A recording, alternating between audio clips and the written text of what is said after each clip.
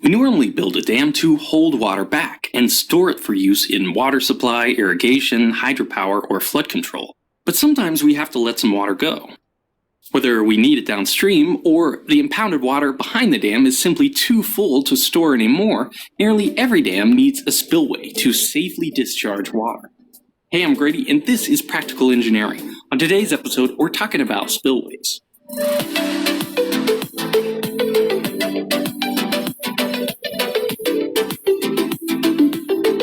This episode is sponsored by Skillshare. More on that later.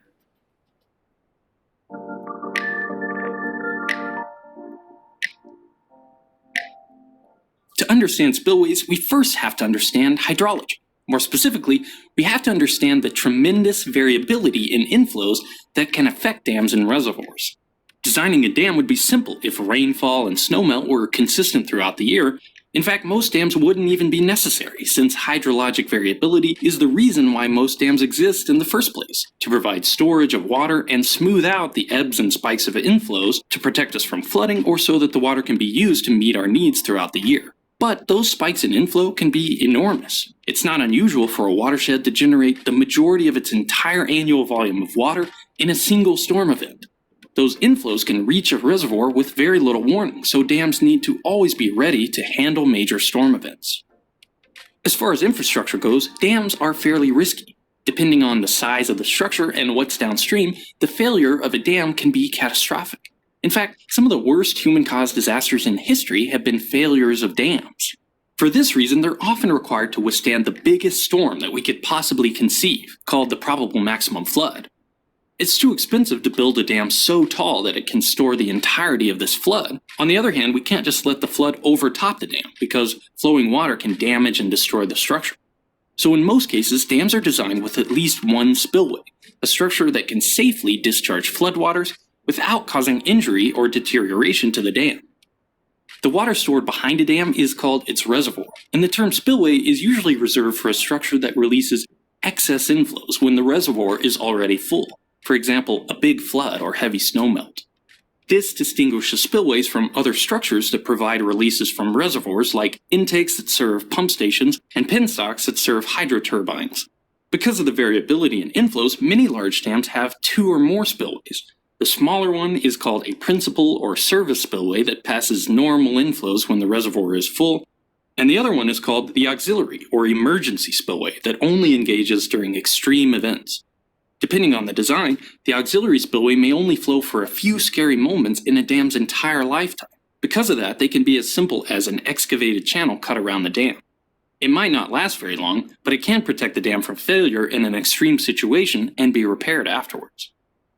No matter how often it flows, a spillway has three main jobs, and there is a wide variety of structures that can accomplish these objectives. But I think if you're going to demonstrate a spillway on the internet, there's only one obvious choice for the model: the morning glory. This is a type of drop shaft spillway that has enchanted the internet with crazy vortex photos, and I built a model of one here in my shop so we can use it to discuss the basic functions of a spillway. And the first basic function is the most obvious: to manage the water level in a reservoir. A morning glory is in a class of spillways we call uncontrolled. In general, they're set and forget. There are no gates or moving parts to manage. They regulate the reservoir simply by existing. If it gets too high, the water flows out and the pool goes down. If the pool is below the crest, no water is released and the level goes up as precipitation makes its way into the reservoir. Most uncontrolled spillways are weirs, which I covered more in a previous video. A weir is simply a structure that allows water to pass over its crest. The morning glory acts like a circular weir at first, but as the water level goes up, the bell mouth chokes and the behavior changes. This type of spillway is used in narrow canyons where there isn't much room for a more conventional overflow. Uncontrolled spillways normally need to be pretty big to handle even the largest storms that a reservoir might face without any moving parts. That can get expensive quick, so an alternative can be to use controlled spillways with different types of gates. The gates add complexity to a spillway, but they can also reduce its cost by providing flexibility in discharge capacity, allowing for a smaller overall structure. The gates can be operated to match the size of any storm event, even if the spillway is relatively small. The next job of a spillway is to safely convey flow to the downstream side of a dam. In most spillways, including my model, water has to make its way from the top of the reservoir to a natural watercourse downstream of the dam. That's often a big drop in elevation, which means the water can pick up a lot of speed. This high-velocity flow can cause major damage, so we need some way to contain it safely. Sometimes it's a pipe or a conduit, like in my model drop shaft spillway, and for open channel spillways, it's called a chute. A chute also needs training walls on the sides to keep the flow contained. Both spillway conduits and chutes are often made of concrete because it's one of the only materials strong enough to resist the damaging forces of the high-velocity flow.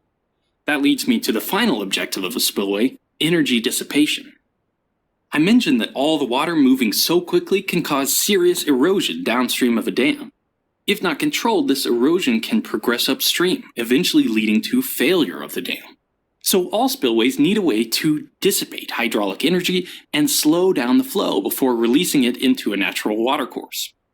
For large spillways, this is often accomplished in a structure called a stilling basin that forces a hydraulic jump. This is another topic I covered in a previous video, so check that out if you want to learn more.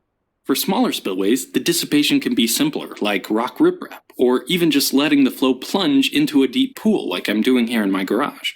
Once most of the hydraulic energy is lost, the water can safely travel downstream without causing damage.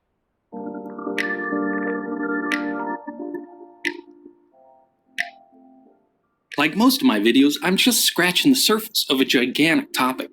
The spillway is a critical part of any dam and often the most complex component. Designing a spillway usually requires a team of engineers performing structural, geotechnical, electrical, mechanical, hydrologic, and hydraulic analysis to get it right. Also, we can safely discharge water from a reservoir during a high inflow event when there's no more room to store it.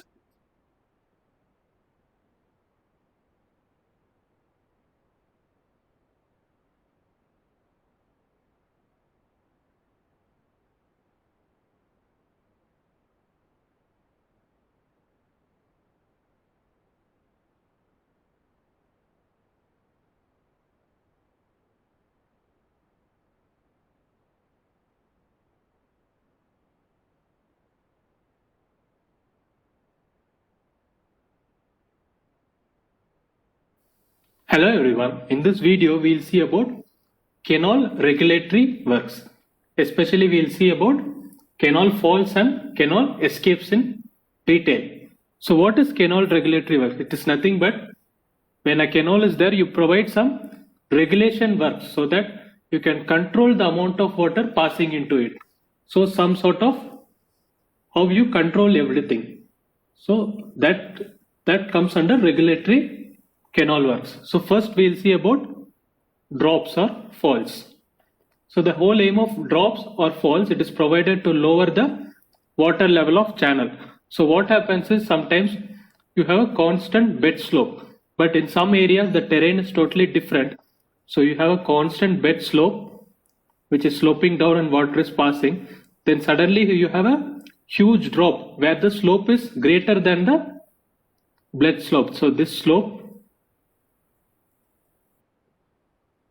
is greater than the bed slope. So what happens is water kind of speeds up here. So the velocity is very high and again you have normal slope. But because of this fall, there is extra energy because of which the velocity goes high, which is an obvious fact. So because of this velocity, lot of erosion takes place.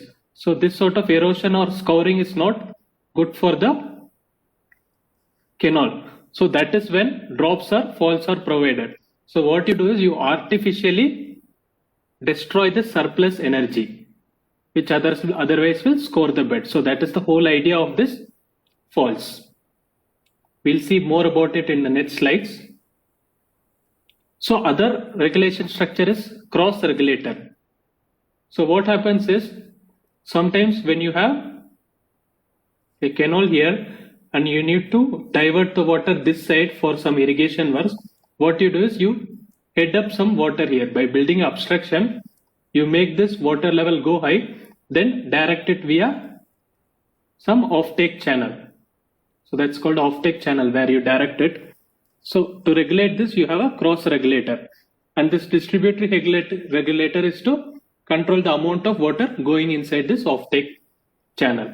Then you have escape. Sometimes what happens is, if suppose a lot of rain comes or some other condition because of which excess water comes, then this offtake wet channel will have very high water, or even the canal will have very high water supply. So if it goes above the full supply level, it will go above the canal and then start eroding the bed, which is undesirable. So in that case, you release some of the excess water from the canal. That is known as escape. What are the design requirements for canal falls? So when you artificially provide a jump like this, so let us say water is going here and suddenly you provide a fall like this. So what happens is water goes down with huge energy. So this downstream portion, which I am representing as D bar S, and this is upstream portion. So from the upstream portion, when the water flows down to the downstream, here this lot of energy will start eroding the bed, which is again undesirable. So the downstream portion should be safe against erosion. And for that, what you have to do is you have to control this velocity. If this velocity is very low, approach velocity is very low, it might not erode the bed. So other design requirement is that approach velocity should be minimum. So how is the site selected? The site is totally selected by economic considerations. Sometimes you have to work out the benefits between the cost of fall and balancing earthworks to make the bed slope in the uniform condition. That is fill and excavation. So site is depending upon the economic considerations. Now let us see the different types of falls. So first we'll start with something called the OG fall. It is a very olden fall, like it was used in the olden days mostly, where it consists of convex and concave case, as you see in this image. So here no crest is provided. So water simply goes and then there is a curve where the curve is provided where the water falls. So because no crest is provided and here there is a slope down, there is heavy drawdown on the upstream, that is water is pulled down, because of which the approach velocity will be very high and it will start eroding the beds. So later on what they did was they tried raising the crest so that the approach velocity will be little lesser than what you find here.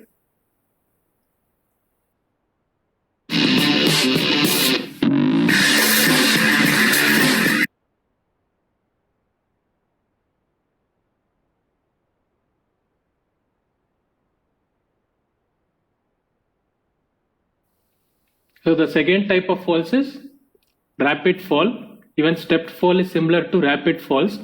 So here a lot of falls are provided, like suddenly it's gonna dissipate energy by turbulent diffusion mostly. So this is a very effective method, but it is very costly, hence not used. Stepped fall is also similar to rapid fall, where you have lot of steps like this. So instead of providing a single fall like this, you provide it in steps, which is more effective. And again, like rapid fall, it is very effective, but again it's costly. So it's not adopted that much. So the other type of falls is trapezoidal notch fall. So as you can see from both of these images, there is constant depth discharge, like here, because some trapezoidal structures are provided, the depth of this does not increase. Like when you provide a crest like this, water level increases. But here the depth is constant. How much ever water was flowing, it will just go down. So there is no drawdown on the upstream side. There is normal water depth. It's known as constant depth discharge. The other type of falls is siphon, well drop or well type falls. So what happens is here a well kind of structure is provided. Let us say water is flowing. So what you do is you direct everything through a small pipe kind of structure which falls into a well. Let us say this is the well and here water falls. So here water falls with huge energy and all this energy is dissipated by turbulence inside the well, like water keeps on mixing with huge power. Then you provide another structure outlet for the water. So water comes inside like this, drops into the well, lot of energy is dissipated by turbulence, and then the water comes out. So in this way, water energy is dissipated inside the well itself. So this is mostly used for very low discharges because you have to direct it through a pipe. So it is used for low discharges, and when you have to drop it through a huge amount. And hence it is mostly used for tail escape, small channels. Like we saw about escapes, so this kind of thing is provided. So in order to destroy the extra energy. So this is a very modern type of fall.